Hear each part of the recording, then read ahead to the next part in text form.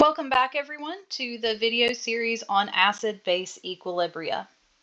Okay, so we're going to pick up in this video series with the hydrolysis of salts. So, salt solutions may be acidic, basic, or neutral depending on the acid-base strength of those ions in solution. And in General Chemistry 1, most of the time when we saw salt solutions, we considered those to be neutral. And now we're going to look at some that may be acidic or basic. So if we take this example where we've got ammonium chloride, NH4Cl, and break it apart into its ions, we've got that ammonium ion, NH4+, and the chloride ion, Cl negative. So that ammonium ion, we've seen this enough before to know that it is a weak acid, right? So it's going to be in equilibrium with its conjugate weak base, which is ammonia. Okay, so we consider that ammonium to be slightly acidic, and then we look at that chloride ion, right? And the chloride ion is the conjugate base of the strong acid, hydrochloric acid, HCl. And so the issue is, remember, strong acids, they fully disassociate into their ions. Okay, so this arrow goes in only one direction, and that's kind of backwards, which means that if you have nothing but chloride ions, it's not going to push forward to produce any of those products. So if that's the case, we consider the chloride ion to be inert. Okay, and so it's not going to contribute to any acidity or basicity in the solution. And so the only thing that does is the ammonium ion, and so we get a slightly acidic salt solution. So let's look at an example where we calculate the pH of a salt solution. You're going to find that this is very similar to calculating the pH of a weak acid or a weak base. The only extra step is to determine whether or not we have a weak acid or a weak base. So in this case, we have ammonium nitrate, NH4NO3. So let's go ahead and break that apart into its ions to see what we've got. Okay, remember that salts are going to fully disassociate into those ions, and so we get NH4+, which we already know is a weak acid, plus NO3 negative. Okay, so if we look at the conjugate acid to the nitrate ion, right, the conjugate acid to this is HNO3. And we know HNO3 is a strong acid. Okay, so again, because the conjugate acid is a strong acid, it's not going to create any type of an equilibria, and so we consider this nitrate ion to be inert. And so the only thing that we care about that's going to influence the pH is that NH4+ ion, that ammonium ion. Okay, remember that when we're trying to find the pH, what we really need to get in order to calculate the pH is we need that hydronium ion at equilibrium. Okay, so typically this does mean an ice table. So when we start out with the ice table, we're going to start with that weak acid, the ammonium. And of course it's going to, the other reactant is going to be water, but this time I'm going to start putting that water over the arrow because remember that it doesn't affect the equilibrium at all. Okay, so we can kind of ignore it when we're building the ice table. And then that's going to form our conjugate weak base, which we've seen as ammonia, plus the hydronium ion. Okay, and I'm going to get a little bit shorthand when I'm filling out the ice table because we've seen this enough times to know, hopefully, that because we start out with nothing on the product side, we know that those are going to form X and X, right? It's just the change. And the ammonium ion starting out, we've got to figure that part out, right? We have got, they don't give us the concentration and molarity, Instead, we've got the 16 grams of ammonium nitrate and we've got the 2 liters of solution. So given that information, we can calculate the molarity in order to figure out what goes here for our initial concentration. So we'll need to convert that 16 grams into moles. And then once we convert it into moles, we can divide by liters, because remember that molarity is equal to moles over a liter of solution. Okay, and so to go between grams and moles, we know that we need the molar mass.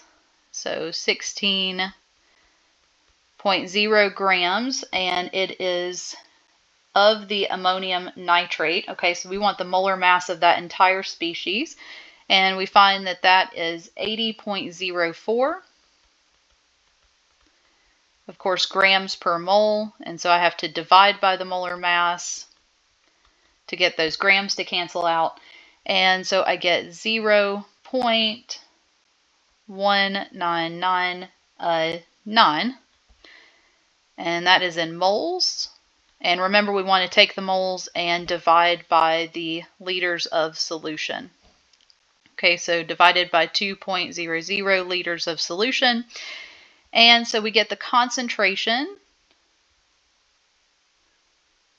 is equal to 0.09995 molarity, and that is for NH4NO3. But remember, it's just a 1-to-1 ratio, right? When we look at the dissociation here, they are ones across the board. And so if I have that concentration of the entire solution, I also have that concentration of just the ammonium ion. Okay, so I can fill that into my ice chart. And then for the equilibrium, remember you've got that minus X piece. But of course, we're going to assume the 5% rule.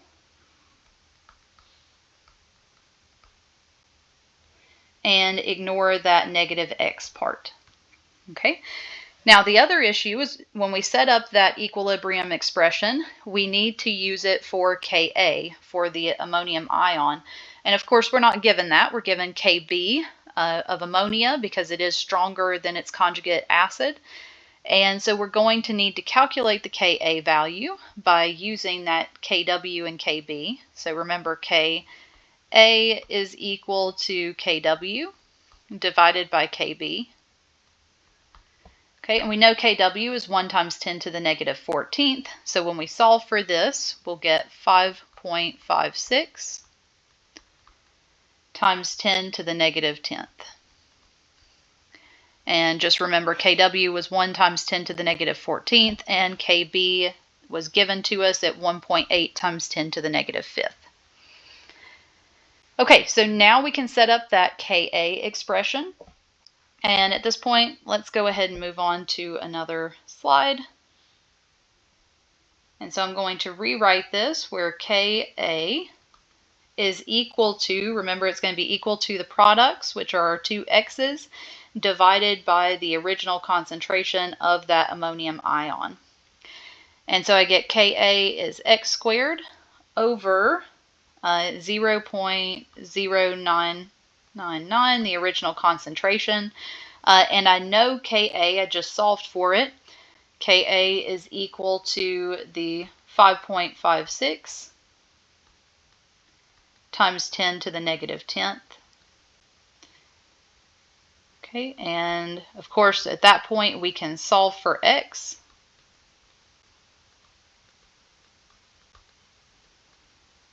And so remember that when we're talking about X and why that's important,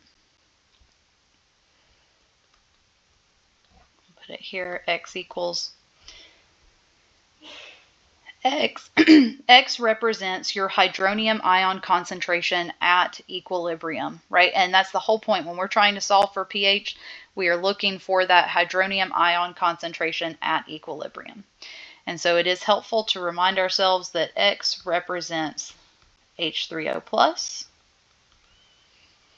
Okay, and that is equal to the square root of the Ka times your original concentration. So 5.56 times 10 to the negative 10th multiplied by your original concentration.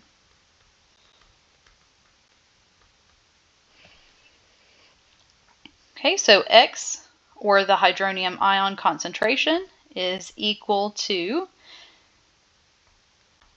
7.45 times 10 to the negative 6th. And so our last step, of course, is if we have the hydronium ion concentration, pH will be equal to the negative log of that value of X. And so we find that the pH, remember, 2 significant figures in our value of X, so we go out 2 decimal places in the pH, and we get 5.13. All right, so very similar to when we dealt with what is the pH of a weak acid. The only extra step was determining that that salt solution did produce that weak acid. Okay, and sometimes it could produce the weak base, so you've got to look at those and figure out which it is.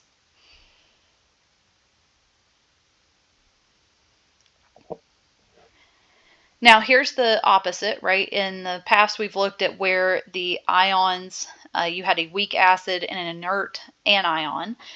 You could also have an inert cation with a weak base. And so the acetate ion, again, that is the conjugate of acetic acid. And so acetic acid is a weak acid, and the acetate ion is a weak base. Now, the sodium ion, it might not be as obvious, but it is considered inert. And so let's talk a little bit more about that. So when we're looking at cations, most transition metal ions will undergo acid ionization. And so most of your transition metals are considered to be weakly acidic.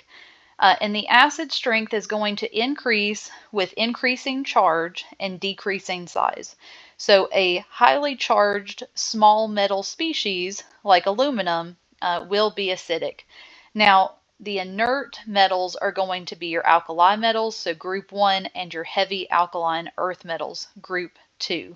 So when we're looking for those inert anions, we are either looking for an alkali or an alkaline earth metal, or we're looking for the anions that are formed from the dissociation of strong acids, like that chloride ion.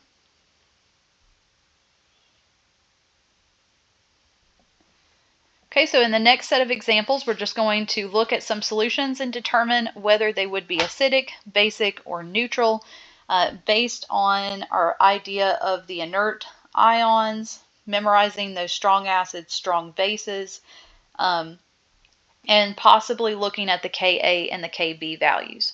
So looking at this first example, when we dissociate it into our ions, right, we've got 2 potassium ions plus a carbonate ion.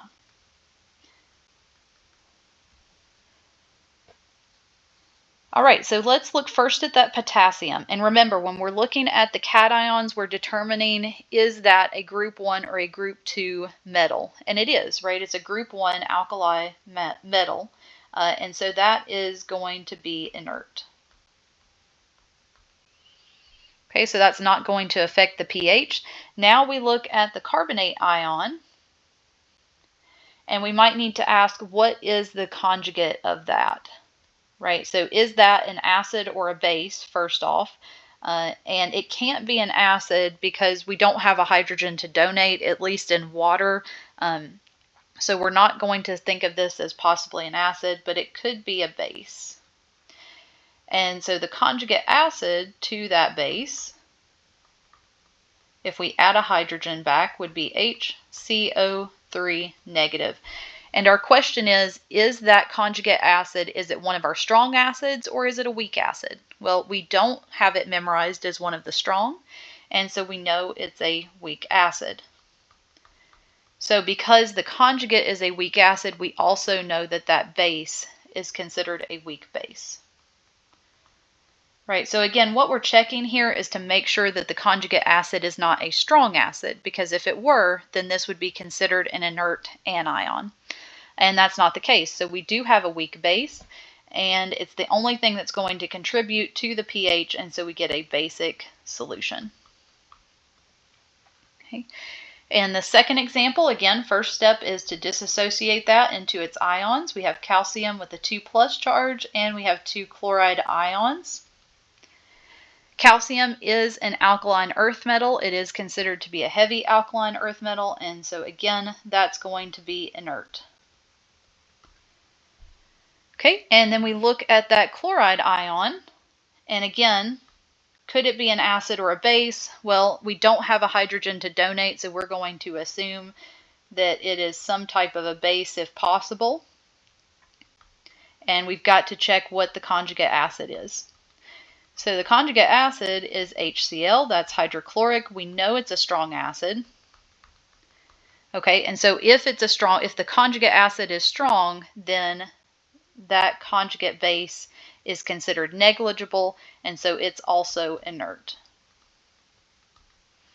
And if both are inert, then there's nothing contributing to that pH, and so you get a neutral solution.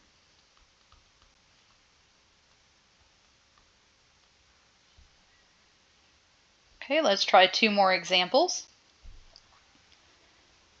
Okay, we've got KH2PO4, break that apart into its ions. Of course, we get that potassium ion, and then we get what's left over, H2PO4 with a negative charge. Okay, the potassium we've seen before is going to be inert. And then we look at the second species, and remember, it could be a base or an acid, right? Now, this time it has hydrogens, so it is probably considered acidic. Anytime we're looking at those polyatomic ions where we've got H3PO4, H2PO4 negative, HPO4 2 negative, right? So those polyprotic acids like that, all of those are going to be considered acidic. And the only time that you get basic, or we'll call those acids, the only base that you would have is if you remove all of the hydrogens entirely and you get that phosphate ion. Okay, then that would be considered a base. So once we realize that any of those polyprotic acids, as long as there is a hydrogen still present, then we know it's going to be an acid. Okay, and if we look at whether it's a weak acid or a strong acid, it's not one of our strong acids, and regardless, either way, yes, this is an acid, and so we're going to get an acidic solution. And it is considered a weak acid.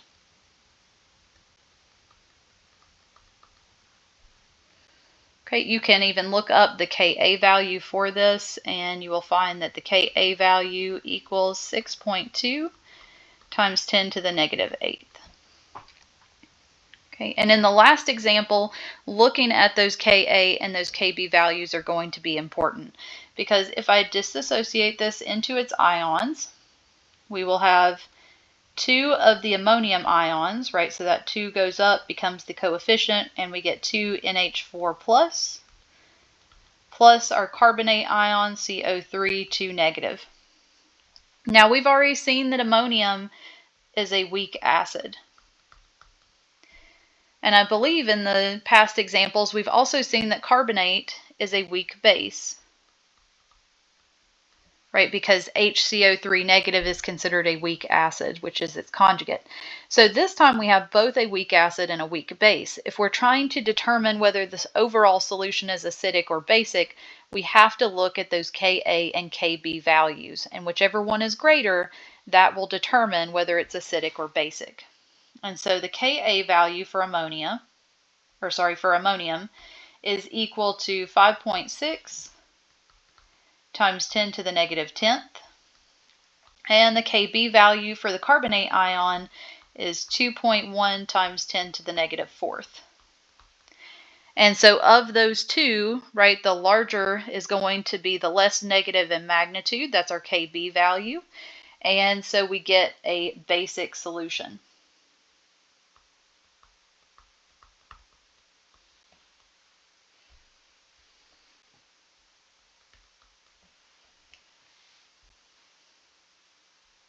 Okay, so that ends the topic of hydrolysis of salts. In the next video, we will look at buffers.